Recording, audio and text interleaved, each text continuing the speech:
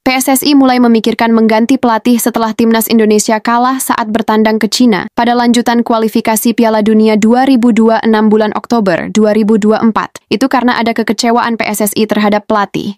Kekalahan atas China diyakini karena Shin Tae-yong dinilai salah memilih pemain yang diturunkan saat menantang Cina, ditambah sebelum pertandingan ada problem antara pemain dan pelatih. Jadi hal yang wajar kalau PSSI memikirkan mencari pelatih baru kalau di ruang ganti sudah tidak kondusif lagi, mengingat Jay Itzes dan kawan-kawan lagi berjuang untuk lolos ke Piala Dunia, dan hanya menyisakan beberapa pertandingan lagi. Asa lolos otomatis ke Piala Dunia 2026 itu ada, karena lawan Indonesia di round 3 tidak terlalu berat. Itulah yang akan dimanfaatkan oleh PSSI jika ingin lolos langsung tanpa babak playoff. Target PSSI di round 3 ini memang finish di peringkat 3 atau 4. Tapi melihat peta kekuatan tim-tim lawan, PSSI menaruh harapan untuk lolos langsung atau finish di peringkat kedua, karena Indonesia sekarang bertengger di peringkat 3 klasemen sementara. Saat timnas Indonesia tandang ke Bahrain dan Cina, target 6 poin setidaknya 4 poin, dari target tersebut timnas Indonesia cuma mampu membawa 1 poin. Target 6 atau 4 poin itu bukan cuma target tanpa alasan. Buktinya kalau tidak ada drama di akhir laga timnas Indonesia hampir mengalahkan Bahrain. Mungkin sebelum menghadapi Cina, pemain tidak mau kesalahan saat menghadapi Bahrain terulang lagi kebobolan di menit-menit akhir, karena terlalu menerapkan permainan bertahan setelah unggul 2-1, padahal pemain merasa masih mampu bermain menyerang bahkan bisa menciptakan gol tambahan. Kemenangan sudah di depan mata, tapi harus puas berbagi angka karena kebobolan di menit-menit akhir membuat pemain merasa agak kecewa. Dan supaya hal itu tak terulang lagi di laga melawan Cina, pemain berniat diskusi dengan pelatih. Tapi Shin Tae-yong mungkin kurang setuju pemain memberikan masukan apalagi soal taktik. Sebagai pelatih yang berpengalaman mungkin Shin Tae-yong tersinggung, Coach Shin menunjukkan kepada anak asuhnya bahwa dia bisa tanpa mereka pemain-pemain tertentu. Mungkin inilah membuat susunan pemain saat melawan China berubah dari sebelumnya, saat menghadapi Bahrain. Tom Hye jadi cadangan, Sandy Walsh diganti oleh Asnawi, dan ban kapten pindah lengan dari Jay Itzes. Padahal susunan pemain sebelumnya saat melawan Bahrain itu sudah cukup menjanjikan, buktinya hampir meraih 3 poin. Melihat pemain yang diturunkan Shin Tae-yong saat melawan China, bukan cuma PSSI yang merasa kecewa, supporter pun merasa kecewa dan bertanya-tanya, kenapa pemain itu dimainkan? Kenapa tidak menggunakan sekuat sebelumnya pas main lawan Bahrain? Pertanyaan seperti itulah yang ditanyakan oleh pencinta timnas Indonesia pada saat itu. Target 6 atau 4 poin untuk menjaga asa lolos langsung ke Piala Dunia pupus sudah, karena kesalahan pelatih menurunkan pemain.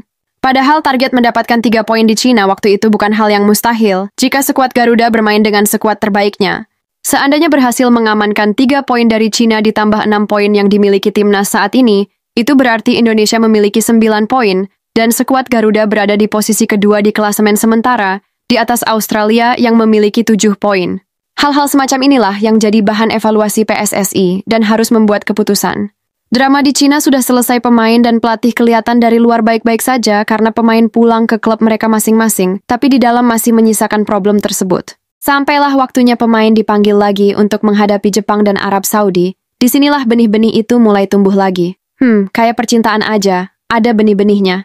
Semua pasti masih ingatkan saat timnas menghadapi Jepang, Indonesia harus mengakui keunggulan Jepang dengan skor 4-0. Setelah pertandingan ada konferensi pers, Coach Shin yang menghadiri saat itu malah ada nada menyalahkan pemain yang tidak bisa memanfaatkan peluang di awal laga. Dan Shin Tae-yong mengatakan, jika peluang tersebut dimanfaatkan dengan baik, hasil laga pasti akan berbeda. Di awal laga kita dapat peluang yang sempurna, namun tidak dimanfaatkan dengan baik oleh Ragnar, itu yang jadi penyebab kita kalah. Mungkin jika kita bisa mencetak gol lebih dulu, hasilnya pasti berubah, kata Shin Tae-yong dalam konferensi pers usai laga kontra Jepang, Jumat 15 November 2024. Dari situ sebenarnya sudah nampak ada keretakan antara pemain dan pelatih, tapi semua belum sadar karena kalah dari Jepang itu sudah diprediksi mengingat Jepang adalah tim terkuat di Asia saat ini. Tapi bagi orang hebat seperti kamu, pasti sudah tahu akan hal itu. Setelah menelan 2 kali kekalahan saat melawan Cina dan Jepang, membuat seluruh elemen bertekad pada saat melawan Arab Saudi harus menang bagaimanapun caranya. Mungkin tak mau lagi mengecewakan ribuan supporter yang hadir di Stadion Gelora Bung Karno, dan demi menjaga asa lolos Piala Dunia, Kapten Timnas Indonesia Jay Itzes berinisiatif mengumpulkan pemain tanpa sepengetahuan staf pelatih. Dikutip dari One on One, Erick Thohir juga mengatakan kalau ada pertemuan antar pemain sebelum pertandingan melawan Arab Saudi. Bahkan saya dengar ada pertemuan sendiri antar pemain, tanpa pelatih semua, Saya selalu bilang sepak bola bukan 1-2 orang, kata Erick Thohir. Saat TV One mengunggah berita soal pemain sudah tidak cocok lagi dengan taktik Shin Tae-yong beberapa bulan yang lalu, itu cuma dianggap isu belaka. Bahkan TV One diserbu habis-habisan oleh netizen. Suka tidak suka, padahal itu kenyataannya kalau pemain timnas sudah tidak nyaman lagi dengan taktik bertahan, karena mayoritas pemain timnas sudah terbiasa bermain menyerang. Soal pergantian pelatih sudah dijelaskan oleh Erick Thohir. Ini bukan semata-mata Shin Tae-yong gagal di Piala AFF, tapi sudah dipikirkan matang-matang jauh dari sebelumnya, karena sudah banyak problem mungkin tidak bisa diungkapkan ke media. Jika Shin Tae-yong sukses di Piala AFF kemarin, kursi kepelatihan timnas senior masih akan diganti. Tapi Shin Tae-yong bisa saja tidak dipecat, tapi turun jabatan fokus di timnas kelompok umur. Karena kembali lagi, PSSI sudah lama akan mengganti pelatih, cuman momentumnya kurang pas kalau sudah lawan Cina langsung diganti. Mengingat waktunya terlalu mepet dari Oktober ke November saat menjamu Jepang dan Arab Saudi. Hanya orang-orang yang punya daya berpikir yang tinggi, yang bisa memahami keputusan PSSI saat ini. Ini bukan tentang pergantian pelatih semata, tapi juga segala detail aspek yang lain yang orang luar tidak tahu, karena sepak bola itu bukan cuma menang dan kalah.